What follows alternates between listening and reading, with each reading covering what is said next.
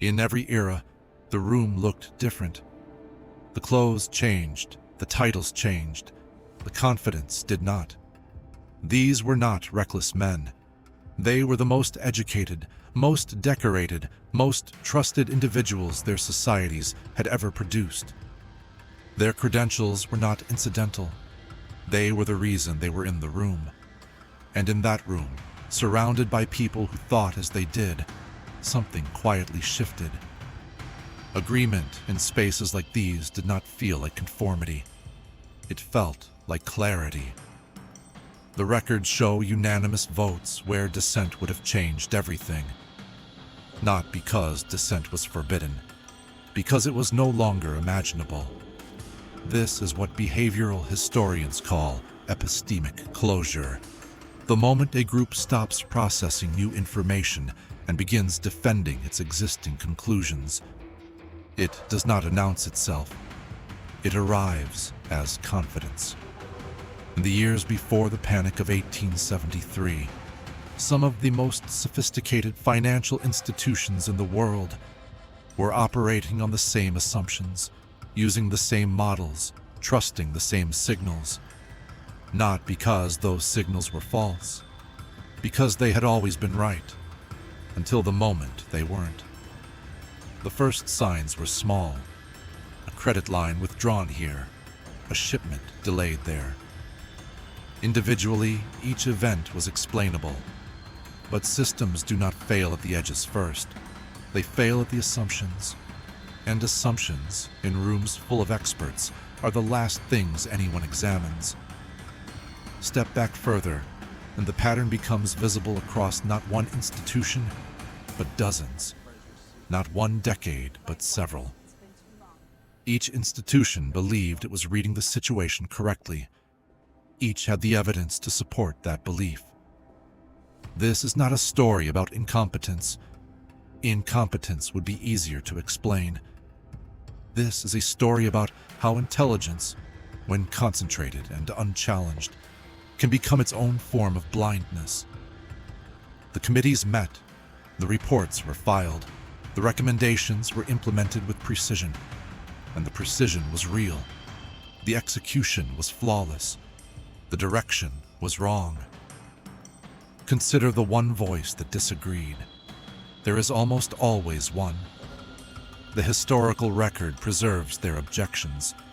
In footnotes, in minority reports, in letters never formally acknowledged. What the record does not always preserve is what happened to them afterward. In some cases, they were reassigned. In others, simply not consulted again. The institution continued. The consensus held. The trajectory did not change. Behavioral research on group decision-making shows a consistent finding. The more homogeneous the expertise in a room, the narrower the range of outcomes the group can conceive. This is not a flaw in the individuals. It is a structural property of the group. The room selects for agreement not through coercion, but through the far more powerful force of shared assumption. Now consider what expertise actually protects against. It reduces uncertainty within a known system. It cannot protect against the system changing.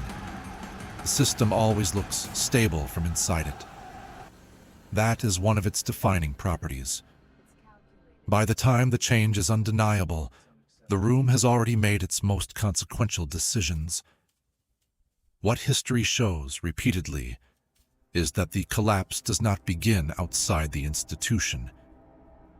It begins with the last meeting where nothing was questioned. After the Panic of 1873, after the crashes that followed in other decades and other countries, the post-mortem investigations told similar stories. Not fraud, not corruption, consensus, uniform, well-documented, professionally endorsed consensus. The experts had agreed. The records confirmed it. The outcome spoke for itself. Wide shot of an archive room, rows of bound ledgers on floor-to-ceiling shelves. A single archivist figure moving slowly along one row. Lamplight warm, camera performs a slow lateral tracking shot, following the figure at a distance.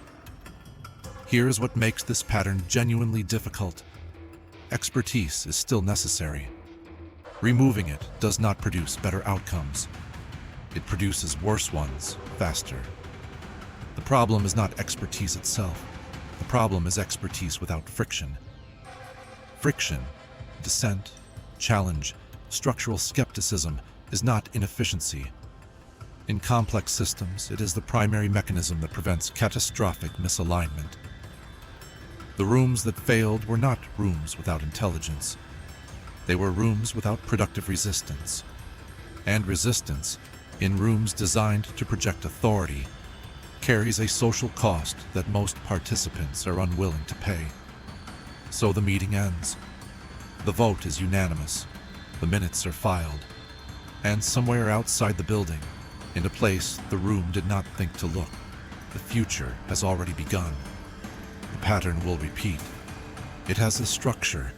It has identifiable phases.